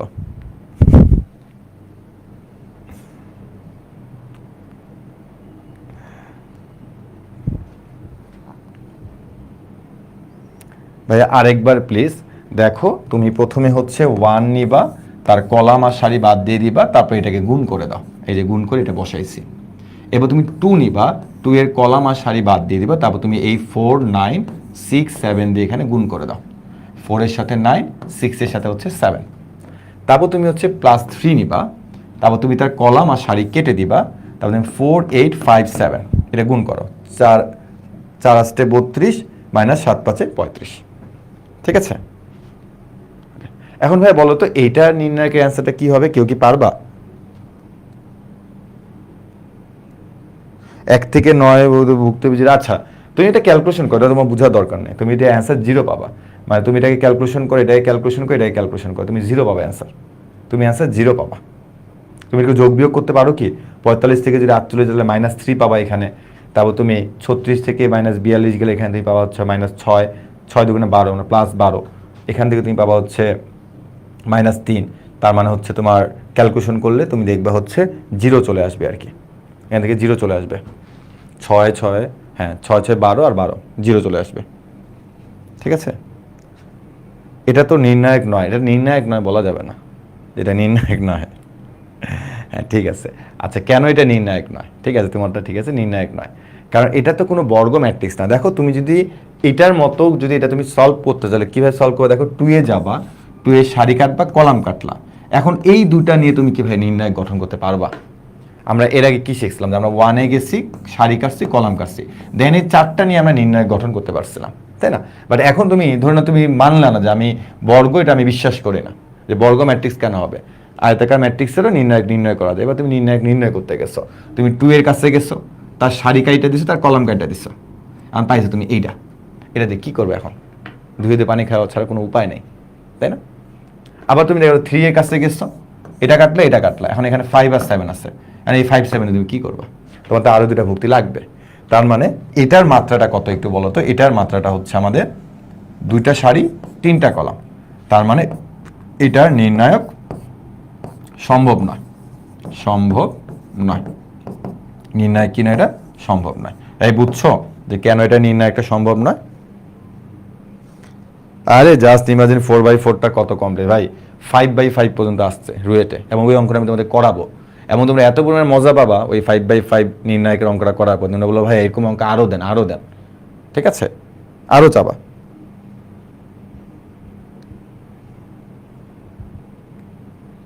নিচের লাইনগুলো চিহ্ন কখনো বসবে না। তো আমি প্রথম সারি বরাবর বিস্তৃতি করছি না, তো নির্ণায়ক নিয়ে আরও আসবে আর কি। হ্যাঁ, আমি তো জাস্ট তোমাদের এখন বেসিক দিচ্ছি, তো মানে প্রথমে আসছি, তো এটা নিয়ে আরও কথাবার্তা আসবে। হ্যাঁ, 4/4 সাধারণত পরীক্ষাতে আসবেই না। 3/3 করতে করতে তোমাদের এক একজন অবস্থা খারাপ হয়ে যাবে, এক একজন ডায়রিয়া হয়ে যেতে পারে। ঠিক আছে, তো 3/3টাই করো। হ্যাঁ, 3/3 থেকে পরীক্ষাতে পাবা। হ্যাঁ, আর তোমার 4/4 বা 5/5 যদি কখনো আসে, ওগুলোতে অবশ্যই কোনো একটা ট্রিক্স থাকবে, যে ট্রিক্সটা আমরা শিখবো। হ্যাঁ, শিখবো, তাহলে আমরা খুব সহজে অঙ্কগুলো করতে পারবো। ঠিক আছে, এবার আমরা নতুন একটা টপিকে চলে আসি, সেটা হচ্ছে অনুরাশি। হুম, এটা একটু লিখে নাও যে এবার আমরা নতুন একটা টপিকসে আসছি, নাম হচ্ছে কি অনুরাশি।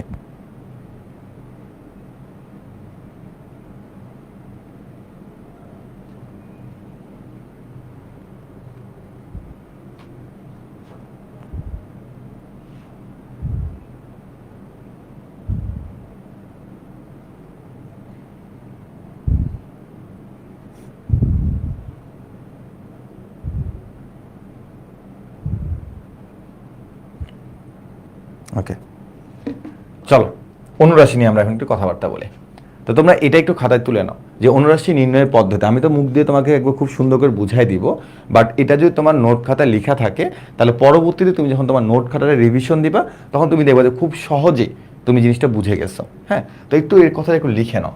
হ্যাঁ, তারপর কি লেখা আছে আমি তোমাকে বলতেছি। হ্যাঁ, তোমরা আগে এটা একটু তুলো, 1 মিনিট সময় দিলাম, তোমরা এই লেখাটা একটু লিখো সুন্দর করে।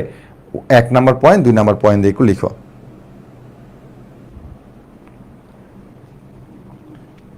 লিখেছি না, লিখো।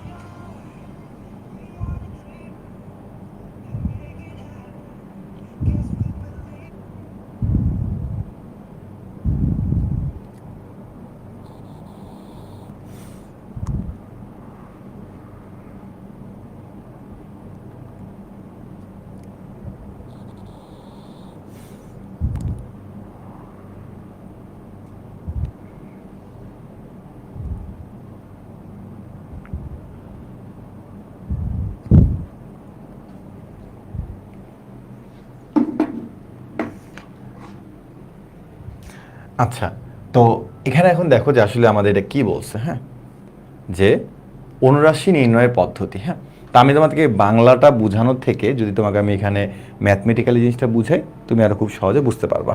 ঠিক আছে, তা ধরে নাও যে তোমার এ হচ্ছে একটা নির্ণায়ক, সেটা হচ্ছে 1 2 3 4 5 6 7 8 9। হ্যাঁ, তো এখানে তুমি প্রত্যেকটা ভুক্তির অনুরাশি নির্ণয় করতে পারো। প্রত্যেকটা ভুক্তি, কয়টা ভুক্তি আছে বলো তো ভাইয়া? 9টা ভুক্তি আছে।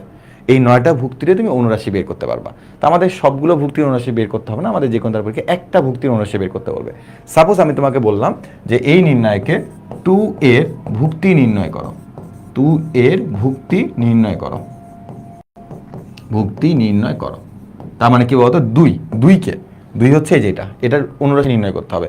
পরীক্ষা তোমাকে 2 এর জায়গায় তার 5 বলতে হবে। 5-এর তোমার ভুক্তি নির্ণয় করো, কেন 5-এর অনুরাশি নির্ণয় করো, 5-এর অনুরাশি নির্ণয় করো। ঠিক আছে, তাহলে আমি এখন কি করব দেখো, 2 এর অনুরাশি নির্ণয় করো। তাহলে আমি এখন হচ্ছে 2 এর কাছে যাব। দেখো একটু ভালো মতো করবো, 2 এর কাছে গেলাম। এটা কি নির্ণয় করবো? অনুরাশি নির্ণয় করবো। প্রথমে ভুক্তি ভুল বলছি না, অনুরাশি নির্ণয় করে বলবে। তা আমি এটার কাছে যাওয়ার পরে হচ্ছে কি করব দেখো, তার হচ্ছে কলাম কাটবো, তার হচ্ছে সারি কাটবো, কলাম সারি কেটে দিলাম। এখন কে পড়ে আছে একটু বলো তো ভাইয়া? ভাই এখন পড়ে আছে হচ্ছে আপনার 4 6 7 9, এটা পড়ে আছে, 4 6 7 9 পড়ে আছে। তাহলে এটাই হচ্ছে 2 এর অনুরাশি, শেষ, আর কিচ্ছু করা লাগবে না। তার মানে আগেরটা সাথে একটু মিল পাচ্ছ? হ্যাঁ, তাহলে অনুরাশিটা হচ্ছে কি আমাদের, কলাম কাটবো, সারি কাটবো, বাকি যেটা থাকলো সেটা তার অনুরাশি। এখন এটাও অ্যান্সার হতে পারে, অথবা দেখো যে তুমি এটাকে এভাবে ক্যালকুলেশন করতে পারো, সেটা হচ্ছে এভাবে একটা গুণ করো 4 নং, এটা অ্যান্সার, কিন্তু এটাও অ্যান্সার এভাবে থাকতে পারে, অথবা এভাবেও থাকতে পারে। 4 নং কত হবে 36 হবে মাইনাস, তারপর তুমি এটা সেটাকে গুণ করো, 6 7 কত হবে 42, তাহলে ক্যালকুলেশন করলে কত হচ্ছে বলতো -6, এটা অ্যান্সার। তার মানে দেখো ভাই আমি কিন্তু বলছি এটাও অ্যান্সার হতে পারে, এমসিকিউতে এটাও থাকতে পারে এটাও থাকতে পারে, এখন যেটাই থাকুক তুমি বুঝে যাবা যে আসলে আমাকে এটা বলছে বা আমাকে ওটা বলছে, ঠিক আছে। তার মানে আমাদের যে কোনো একটা ভুক্তির অনুরাশি যদি নির্ণয় করতে বলে তার আমরা কলাম কেটে দিব, তার আমরা সারি কেটে দিব, এরপর বাকি যে ভুক্তিগুলো থাকবে তাদেরকে নিয়ে হচ্ছে আমরা কি গঠন করব, একটা অনুরাশি গঠন করব, শেষ। এর থেকে বেশি এখানে আর কিছু জানার নাই। তো আমি যদি তোমাদেরকে বলি যে তোমরা এটা একটু আমাকে বলো তো ভাইরা, যে এই নির্ণায়কটি 4 ভুক্তির অনুরাশি কত হবে, দেখি তো তোমরা কে কে বুঝতে পারছো, একটু দেখো 4 এই যে ভুক্তিটা আছে এটা অনুরাশিটা কি হবে, এটা তোমরা আমাকে বলো, ঠিক আছে, তোমরা আমাকে বলো, আমি দেখতেছি। নাও।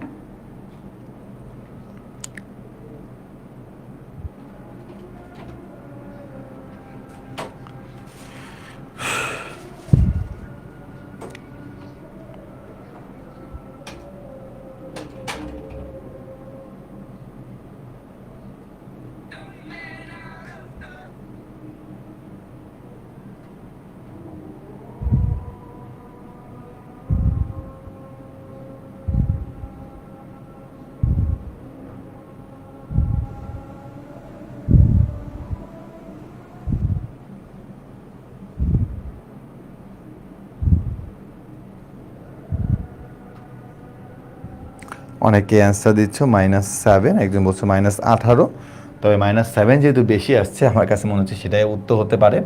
তো আমরা 4-এর কাছে যাব, যাওয়ার পরে আমরা কি করব বলো তো, তার কলামটা কেটে দিব, তার হচ্ছে সারিটা কেটে দিব, কাটলাম, কাটার পরে আমাদের এখানে কে থাকলো বলো তো, -1 0, তারপর হচ্ছে 8, আর এটা কত 7, তাই তো, ওকে। তাহলে কি হচ্ছে একটু খেয়াল করে দেখো, -1 আর 7 গুণ করলে হচ্ছে -7, আর 8 আর 0 গুণ করলে কত 0।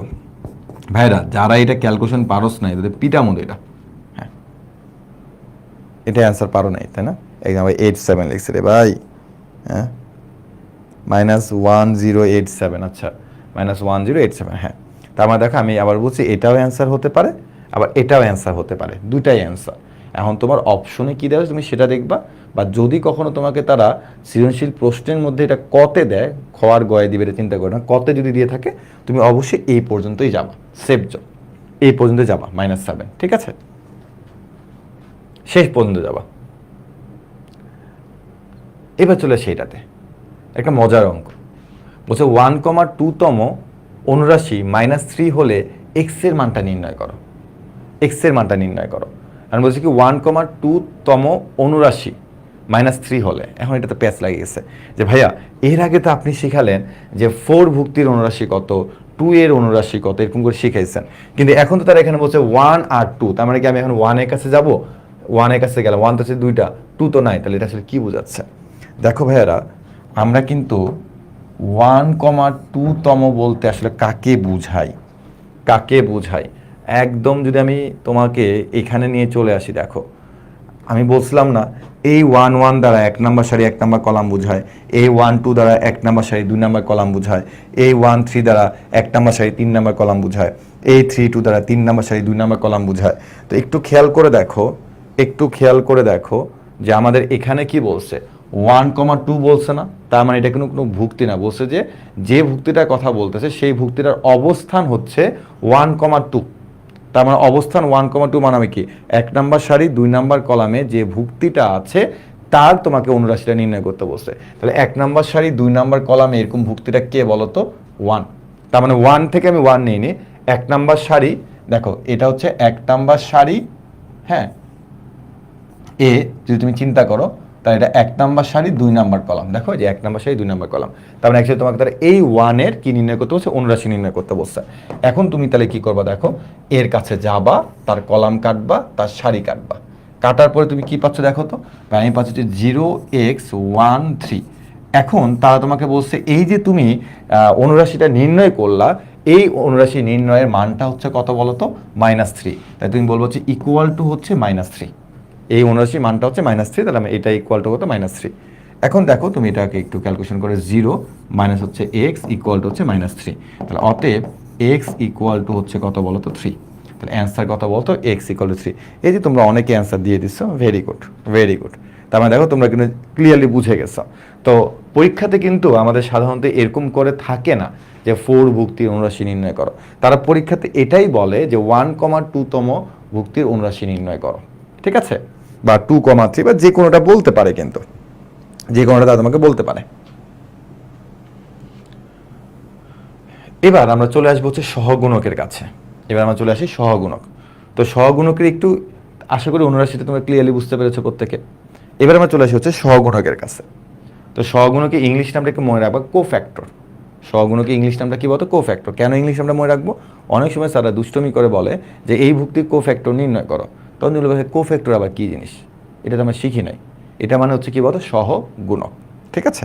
তো একটু টাইপের নাম লিখে রাখবো সহগুণক, ব্র্যাকেটে লিখে রাখবো কোফ্যাক্টর, যে কোনো সময় এমসিকিউতে চলে আসতে পারে। এখন আমাদের একটু সহগুণক সম্পর্কে একটু জানতে হবে, আসলে সহগুণক জিনিসটা কি। তো আমরা অনেকে আছে এটাকে উল্টাপাল্টা করে ফেলে। দেখো উল্টাপাল্টা করিও না। তুমি বলবা যে ভাইয়া সহগুণক আমাকে বের করতে বলছে, কোনো একটা তোমাকে তার নির্ণায়ক দিয়ে বলছে এটা সহগুণক নির্ণয় করো।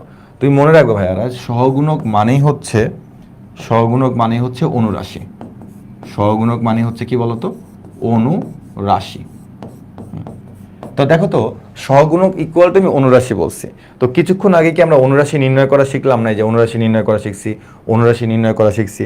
তার মানে আমি বলতে যাচ্ছি যে সহগুণক ইকুয়াল টু কি বলতো অনুরাশি। তো এখন যদি দুইটা ইকুয়াল হয় তাহলে কি আর নাম আলাদা হতো না। তার মানে সহগুণকে নিশ্চয়ই এমন কিছু একটা আছে যেটা অনুরাশির থেকে কি বলতো একটু হলে ভিন্নতা আছে। তাহলে আমরা বলবো যে সহগুণক ইকুয়াল টু অনুরাশি, ঠিক আছে, বা তার সামনে কিছু একটা হবে। সামনে কি হবে? সামনে হচ্ছে একটা চিহ্ন বসবে। কি বসবে? চিহ্ন বসবে। তো তোমাকে তারা সহগুণক নির্ণয় করতে বলছে, তুমি অনুরাশি নির্ণয় করবা, বাট এই অনুরাশির সামনে একটা চিহ্ন থাকবে। এই চিহ্নটা কি? এই চিহ্ন বলতে বোঝায় প্লাস অথবা মাইনাস, এই দুটা চিহ্নের মধ্যে যে কোনো একটা চিহ্ন বসবে। কি বললাম? যে আমাদের অনুরাশির পূর্বে একটা চিহ্ন তোমাকে ইউজ করতে হবে অলওয়েজ। সেই চিহ্নটা হতে পারে প্লাস, সেই চিহ্নটা হতে পারে কি বলতো মাইনাস, যে কোনো একটা চিহ্ন হতে পারে। এখন কথা হচ্ছে ভাইয়া এটার সামনে প্লাস হবে নাকি মাইনাস হবে আমি বুঝবো কিভাবে? প্লাস নাকি মাইনাস এটা বুঝার উপায় কি? এটা বোঝার জন্য আমি তোমাকে পরবর্তীতে একটা কিছু দিয়ে দিচ্ছি, তোমাকে আমি পুরো ফরম্যাটটা দিয়ে দিচ্ছি, বাট এটা একটা সূত্র আছে, তোমাকে বইয়ের মধ্যে একটা সূত্র আছে। তো এই চিহ্নের জন্য একটা সূত্র আছে। কি আছে? সূত্র আছে। তো এই সূত্র মুখস্থ করার জন্য আলাদা মেমোরি খরচ করার দরকার নাই, আমরা সূত্রটা জানবো, বাট আমরা হচ্ছে ওই যে ফরম্যাটটা আমি তোমাকে দিব তুমি সেটাকে মনে রাখবা। সেই সূত্রটা হচ্ছে -1 টু দি পাওয়ার সারি প্লাস কলাম, সারি প্লাস হচ্ছে কলাম, -1 টু দি পাওয়ার সারি প্লাস কলাম। তার মানে দেখো সহগুণক ইকুয়াল টু অনুরাশি, অনুরাশির আগে একটা চিহ্ন বসাইতে হবে, সেই চিহ্নটা হতে পারে প্লাস বা মাইনাস। তাহলে এই প্লাস বা মাইনাসটার জন্য একটা সূত্র আছে, সেই সূত্রটা হচ্ছে কি -1 টু দি পাওয়ার সারি প্লাস কলাম। তো সারি কোনটা বা কলাম কোনটা বলবি এটা আমরা অঙ্কের মধ্যে শিখবো, সমস্যা নাই। হ্যাঁ, বাট এই সূত্র ইউজ করা থেকে প্লাস নাকি মাইনাস এটার ফরম্যাটটা ইউজ করলে তুমি খুব সহজে করতে পারবা। বাট আগে সূত্র লিখো, এটাকে লিখে ফেলো, দেন আমি তোমাকে একটা অঙ্কের মধ্যে যদি বুঝাই দিই তাহলে তুমি আরও সহজে বুঝতে পারবে, ঠিক আছে? একটু খেয়াল করো, যদি কিছু না বুঝে এখন বুঝবা আশা করি। তোমাকে তারা এখানে কি বলছে দেখো, তারা তোমাকে এখানে বলছে হচ্ছে A32 তম ভুক্তির কি নির্ণয় করতে বলছে? সহগুণকটা নির্ণয় করতে বলছে। তাহলে এটা তুমি কি নির্ণয় করতে হবে? সহগুণক নির্ণয় করতে হবে। এখন 32 বলতে কি বোঝাচ্ছে বলো তো? 3 নাম্বার সারি 2 নাম্বার কলাম। 3 নাম্বার সারি 2 নাম্বার কলাম বলতে কি 7কে বোঝানো হচ্ছে। হ্যাঁ, তো তুমি কি করবা? তুমি হচ্ছে প্রথমেই 7-এর অনুরাশি নির্ণয় করবা। 7-এ কি নির্ণয় করবা? অনুরাশি নির্ণয় করবা। তোমাকে তার এটা সহগুণক নির্ণয় করতে বুঝবা, তুমি অনুরাশি নির্ণয় করবা। তো আমরা 7-এর কাছে যাবো, তার সারি কাটবো, তার কলাম কাটবো, তার থাকলো কত বলো তো? 1305। তাহলে এটা আমাদের কি হইলো বলো তো ভাই? এটা হচ্ছে আমাদের অনুরাশি হইছে। কি হয়েছে? অনুরাশি। বাট এটার সামনে একটা কি লাগবে? এখন চিহ্ন লাগবে। এটার সামনে কি লাগবে? চিহ্ন লাগবে। চিহ্ন লাগবে। এখন দেখো এই চিহ্নের জন্য আমরা একটা কি শিখছি? সূত্র শিখছি। চিহ্নের জন্য আমরা একটা কি শিখছি? সূত্র শিখছি। তা সেই সূত্রটা কি বলতো? চিহ্নের জন্য একটা সূত্র শিখছি আমরা।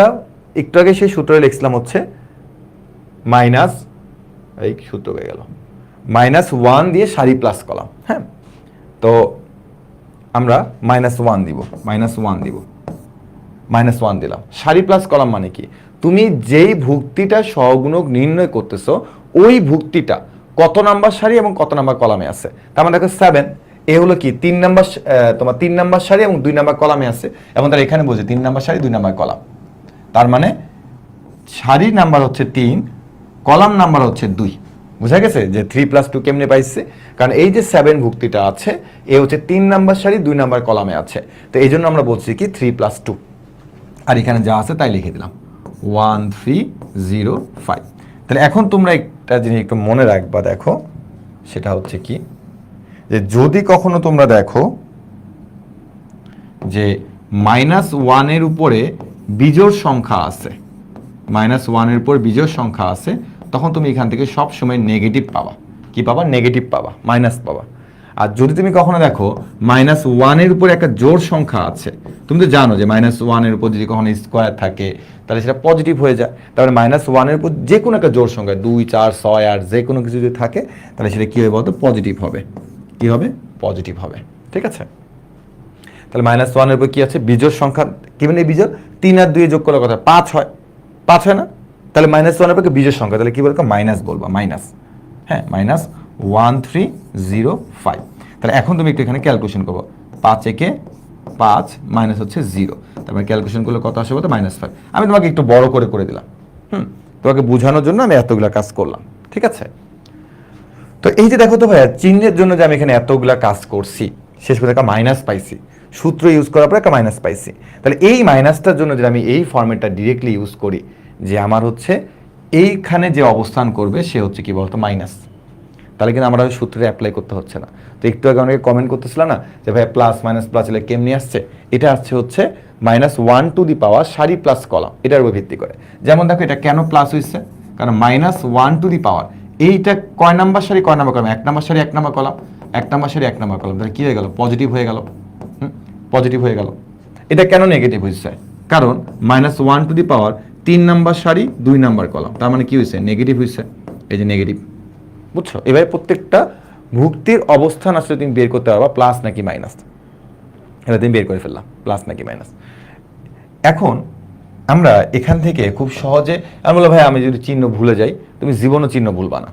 কেন ভুলবা না? দেখো তুমি জীবনও চিহ্ন ভুলবা না। দেখো ভালো মতো করে বুঝো, আমাদের মুখ্য কর্ণ কোনটা? ভাই মুখ্য কর্ণ হচ্ছে এটা, মুখ্য কর্ণ হচ্ছে এটা, মুখ্য কর্ণ হচ্ছে এটা। মাধ্যমিক কর্ণ কোনটা? ভাই মাধ্যমিক কর্ণ হচ্ছে এটা। দেখো তো আমি এখানে কি করছি, আমি এখানে ভাইয়া মুখ্য কর্ণটাকে লিখছি চিহ্নগুলা, মাধ্যমিক কর্ণগুলোকে আমি লিখছি এখানে, দেখো। এবং দেখো তো মুখ্য কর্ণ আর মাধ্যমিক কর্ণে যারা থাকতেছে তারা সবাই কি ভাইয়া? প্লাস। তারা সবাই হচ্ছে প্লাস। তাহলে এই কর্ণ ব্যতীত, মুখ্য কর্ণ আর মাধ্যমিক কর্ণ ব্যতীত অন্যান্য জায়গাতে যে ভুক্তিগুলো থাকবে তাদের চিহ্ন অলওয়েজ কি বলতো? নেগেটিভ। দেখো এরা কি, এই যে মাইনাস, এরা কি কোনো কর্ণে আছে? উত্তর হচ্ছে না ভাই, এরা কোনো কর্ণে নাই। তার মানে যদি কোনো ভুক্তি মুখ্য কর্ণ বা মাধ্যমিক কর্ণে অবস্থান না করে তাহলে তাদের চিহ্ন হচ্ছে অলওয়েজ নেগেটিভ, আর যদি মুখ্য কর্ণ বা মাধ্যমিক কর্ণে অবস্থান করে তাহলে তাদের চিহ্ন কি বলতো? পজিটিভ। হ্যাঁ, 5 - 0 না লিখলে তুমি ডিরেক্টলি 5ও লিখতে পারো, বা এগুলো নাম্বার কাটবে না। আমি তোমাকে বোঝানোর জন্য এটা লিখছি, ঠিক আছে? আমি হয়তো একটু বেশি করে ক্যালকুলেশন করে দিব, বাট তুমি যদি এখান থেকে স্কিপ করো স্যার 1 নাম্বারও কাটবে না, ঠিক আছে? হ্যাঁ, -1 হচ্ছে তোমার এটা সূত্র। হ্যাঁ, সূত্রে আসলে এখানে কোনো প্রমাণ নাই তোমার বইয়ের মধ্যে, এটা তোমাকে দিতে হবে। তো আশা করি আমরা জিনিসটা ক্লিয়ারলি বুঝতে পেরেছি, ঠিক আছে?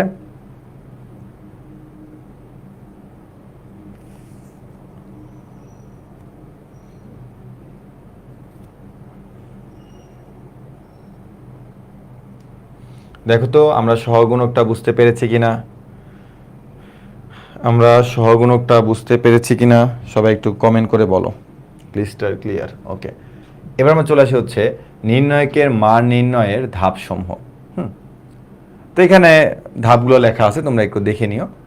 হ্যাঁ, তো আমি হচ্ছে এখন না লিখলেও চলবে। আচ্ছা লিখো, তোমরা এখনই লিখো, এখনই লিখো যে আমরা এখন হচ্ছে নির্ণয়কের মান নির্ণয় করা শিখবো, এবং সেটা আমরা একটু আগে কিন্তু শিখে আসছি।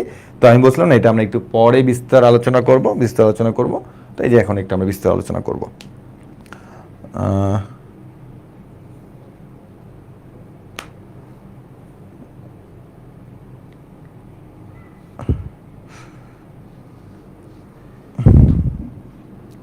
ওকে, তোমরা এটা একটু খাতায় তুলে নাও।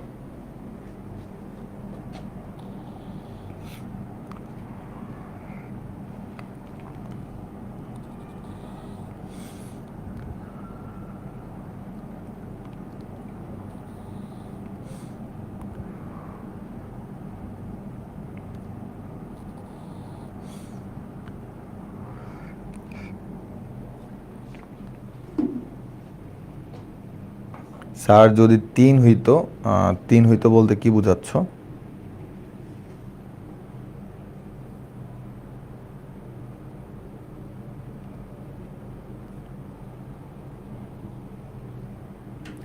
ওকে,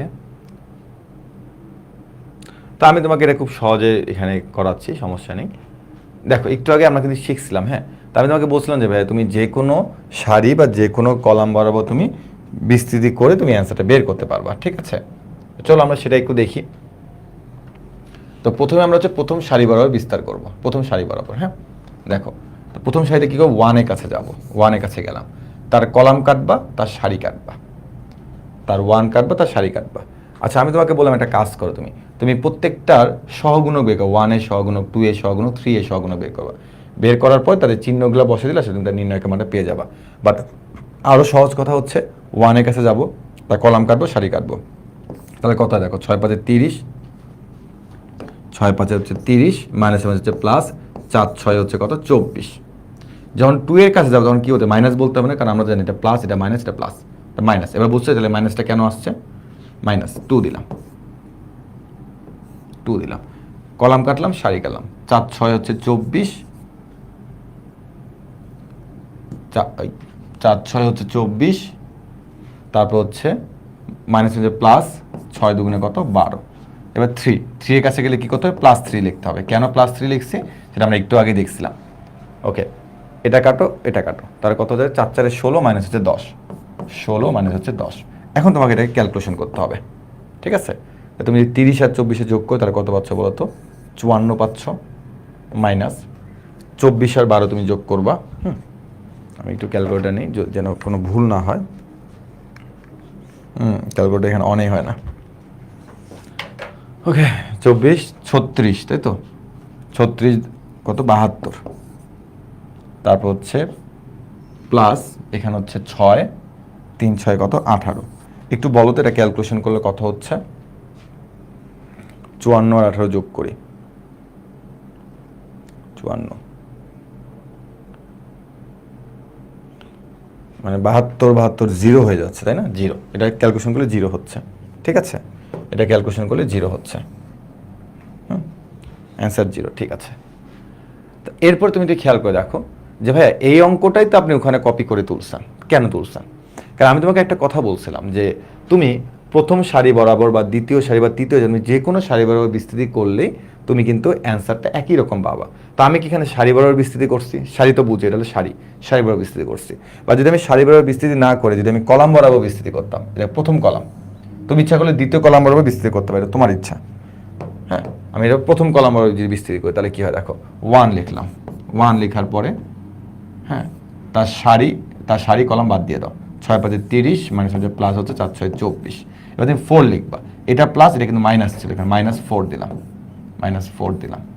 তাহলে এটা কাটো, এটা কাটো, তাই তুমি পাচ্ছ কি, 6 দুগুণে কত, 12, মাইনাস 3 4 হচ্ছে 12, ঠিক আছে?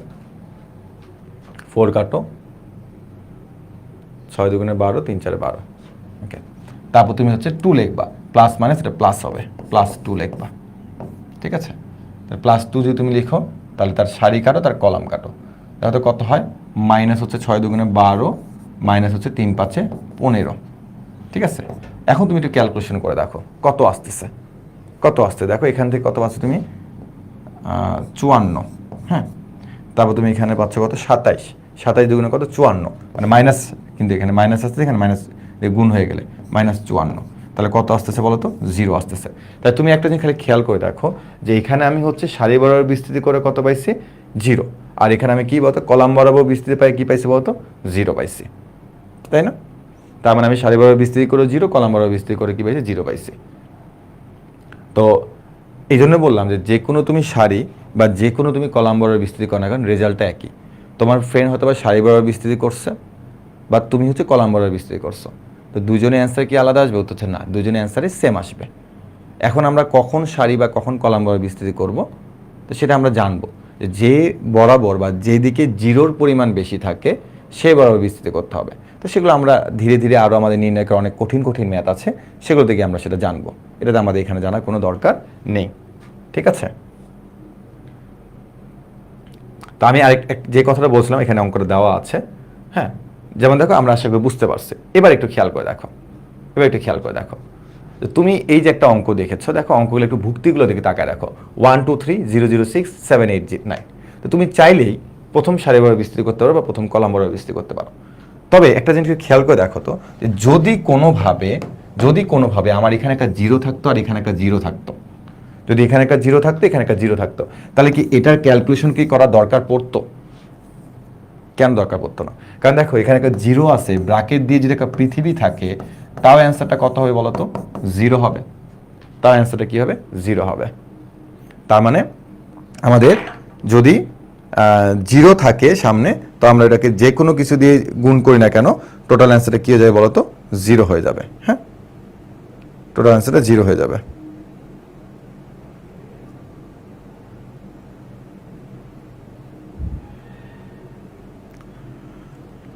ওকে, তো এই জন্য আমরা মনে রাখবো যে তুমি চাইলে এই বরাবর বিস্তৃতি করতে পারো, তুমি চাইলে এই বরাবর বিস্তৃতি করতে পারো, তোমার ইচ্ছা। বাট আমরা মনে রাখবো যে নির্ণায়কের অঙ্কগুলো তখনই খুব সহজ হয়ে যাবে যখন তুমি হচ্ছে জিরো বরাবর বিস্তৃতি করবা। যেমন তুমি একটু খেয়াল করে দেখো, এটা আমি চাইলে যে কোনো বরাবর বিস্তৃতি করতে পারতাম, কিন্তু আমি যদি এই বরাবর বিস্তৃতি করি তাহলে আমাদের একটা প্লাস পয়েন্ট। কি প্লাস পয়েন্ট সেটা আমি তোমাকে দেখাচ্ছি। দেখো প্রথমে যদি জিরো নেই, মাইনাস হবে, প্লাস মাইনাস। তো এখানে তুমি যাই দাও না কেন, জিনিসটাকে জিরো হয়ে যাবে না? এখানে তুমি যাই বসাও জিরো হয়ে যাবে। আবার তুমি এখানে জিরো নিলা, প্লাস জিরো। এখানে তুমি যাই নাও না কেন, জিনিসটা কি জিরো হয়ে যাবে না? যে কোনো কিছু নাও, জিনিসটা কিন্তু জিরো হবে। এখন তুমি সিক্স নিবা, প্লাস সিক্স, তা প্লাস সিক্স নিলে কি করবা? তার হচ্ছে সারি কাটবা, তার কলাম কাটবা। তাহলে কত হচ্ছে বলে 8 8 মাইনাস হচ্ছে 7 দুগুণে 14। তাহলে আমরা এখানে পাচ্ছি হচ্ছে 6 ইন্টু 6 আর 8 14 মাইনাস 6, অ্যান্সার হচ্ছে মাইনাস 36। দেখো জিনিসটা তোমরা ক্লিয়ারলি বুঝতে পেরেছো কিনা, যে আমি যদি জিরো বরাবর বিস্তৃতি করি, আমি এখানে যাই লিখি না কেন, লাভ আসতে লিখে, তার মানে আমার কিন্তু ভাইয়া পরীক্ষার সময় এটা না লিখলেও চলবে। পরীক্ষার সময় আমার এইটা না লিখলেও চলবে। আমি শুধুমাত্র বলবো প্লাস জিরো জিরো লিখবো না, কারণ এখানে জিরো দিয়ে যাই গুণ করবো জিরো হয়ে যাবে। আমি শুধুমাত্র প্লাস সিক্স নিয়ে কাজ করবো। সিক্সের কাছে যাবো, তার কলাম কাটবো, তার সারি কাটবো। 8 একে 8 মাইনাস হচ্ছে 14, ঠিক আছে? তাহলে হচ্ছে তোমার 8 থেকে 14 গেলে মাইনাস 6, 6 6 36 মাইনাস 36। তাই একই রকমভাবে তুমি একটু খেয়াল করে দেখো তো ভাই, এখানে তুমি কোন বরাবর বিস্তৃতি করবা? তুমি চাইলে প্রথম সারি প্রথম কলাম বরাবর বিস্তৃতি করতে পারো, কিন্তু দেখো জিরো আছে কোন বরাবর? ভাই জিরো আছে আপনার 3 নাম্বার কলাম বরাবর। তাহলে আমি চলে যাবো 3 নাম্বার কলামের কাছে, যেন আমার অঙ্কটা সহজ হয়। তাহলে আমি এখানে কিভাবে বিস্তৃতি করবো একটু খেয়াল করে দেখো। আমি হচ্ছে 3 এর কাছে যাব, কারণ 3 এর চিহ্ন কি দেখো, প্লাস মাইনাস প্লাস প্লাস। হ্যাঁ, তারপর আমি এখানে যাব, তার কলাম কাটবো, তার সারি কাটবো। 6 আসতে 48 মাইনাস হচ্ছে 7 5 35, ঠিক আছে? এখন তুমি দেখো এখানে কত পাচ্ছ।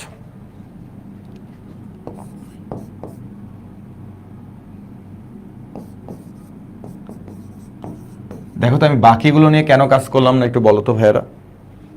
হ্যাঁ, আমাদের ক্লাসও শেষ হয়ে যাবে। সেকেন্ডটার অ্যান্সার হচ্ছে -9। তুমি -9 কীভাবে জানো? নাকি আমি ভুল করছি? কোনটা বলো তো? 4 আসতে, দেখছো আমার ক্যালকুলেশন কত সুন্দর করি, তাই না? 4 আসতে হচ্ছে কত? 32, 7 5 35। তোমাদের এটা ঠিক আছে। 3 ইন্টু হচ্ছে -3 -9। হ্যাঁ, যে বলছো -9 তোমারটা ঠিক আছে, ঠিক আছে।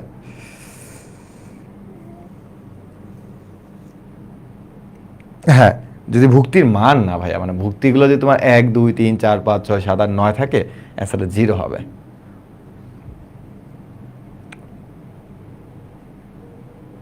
হ্যাঁ, জিরো এর সাথে গুণ করলে জিরোই হবে, ঠিক আছে। আগেরটা 36। আচ্ছা, আমি কি এখানে ভুল করছি নাকি দেখি, সরি। প্লাস মাইনাস সরি, এখানে কিন্তু মাইনাস হবে। হ্যাঁ, তাহলে হচ্ছে আমার মাইনাস মাইনাস, সরি আমি এখানে চিহ্নতে একটু ঝামেলা করছি, 36 হবে। হ্যাঁ 36 হবে, সরি। হ্যাঁ মাইনাস জিরো, মাইনাস হবে না জিরো এর আগে, মাইনাস প্লাস, এখানে হচ্ছে মাইনাস। এবার ঠিক আছে, আশা করি এবার ঠিক আছে। হ্যাঁ এবার ঠিক আছে।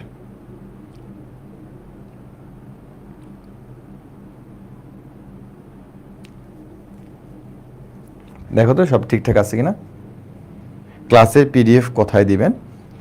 ক্লাসের পিডিএফ হচ্ছে তোমার আমাদের ওয়েবসাইটের মধ্যে চলে যায়। এটা গ্রুপের মধ্যে দিলে গ্রুপের মধ্যে অনেক পোস্ট হয়ে যাবে, তখন তোমরা আসলে ঢুকে আর কিছু মজা পাবান, দেখবে কী সব উল্টাপাল্টা পোস্ট পিডিএফ মিডিএফ দিয়ে রাখছে। হ্যাঁ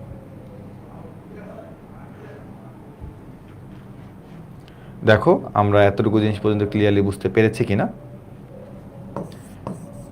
অ্যান্ড আগামী দিনে ক্লাসে হচ্ছে আমরা আজকে যা যা শিখলাম সেগুলোর হচ্ছে ভার্সিটি বলো বা আমাদের ইঞ্জিনিয়ারিং বলো, ওই যে যা যা আসছিল সেগুলো, যেগুলো যেগুলো আমাদের আসে সাধারণত আমরা করে থাকি, তো সেগুলো নিয়ে আমরা হচ্ছে ক্লাস করে থাকবো। ঠিক আছে, তো আমাদের ক্লাসের টাইম হচ্ছে 7:15। তো আজকে 7:30 দেওয়ার পিছনে কারণ তোমরা বুঝতে পারছো যে আসলে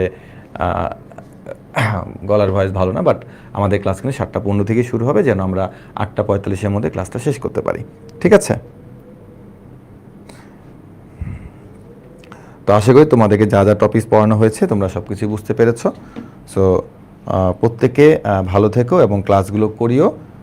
ভাইয়া আমার কোশ্চিন প্লিজ বলো, তোমার কি কোশ্চিন ছিল?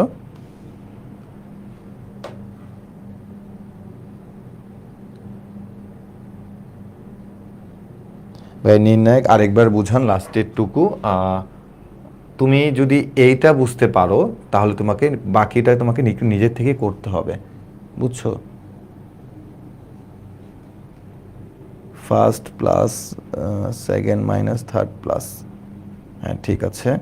আচ্ছা যে বলেছো হ্যাঁ বাকি ম্যাট্রিক্সগুলো পড়াবেন না, অবশ্যই পড়াবো। কি বলো, মানে বাদ যাবে না কোনো কিছু? আমি অপেক্ষায় আসছি যে একটা সময় যাওয়ার পরে বাকি যে প্রকারভেদগুলো আছে সেগুলো আলোচনা করা হবে।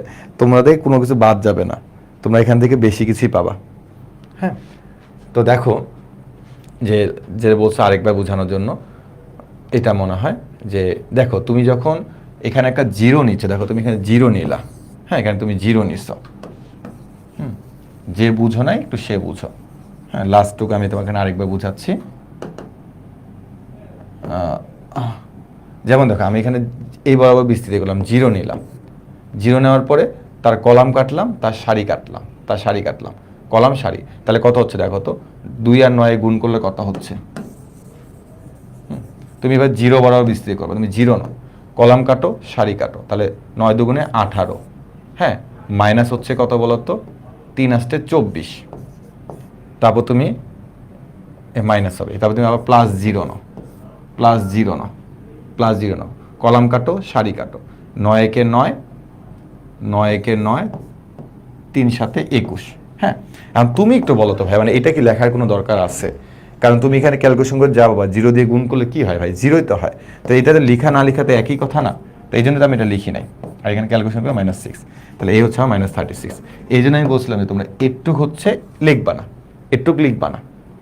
তুমি যখন জিরো বরাবর বিস্তৃতি করো তখন তুমি একটু লিখবা না, তুমি শুধুমাত্র হচ্ছে যে ভুক্তিটা থাকবে সেটা তুমি লিখবা, জিরোগুলোকে এখানে লিখতে যাবা না। ঠিক আছে, এটাই বলেছিলাম। না ঈদের আগে আরেকটা ক্লাস হবে ইনশাল্লাহ। তো সেই ক্লাসে তোমাদের প্রত্যেককে জানাচ্ছি স্বাগত। প্রত্যেকে ভালো থেকো, সুস্থ থেকো, আল্লাহ হাফেজ। আবারও তোমাদের সাথে দেখা হবে নতুন কোনো ক্লাসে, ততক্ষণ পর্যন্ত ভালো থেকো, সুস্থ থেকো, আল্লাহ হাফেজ।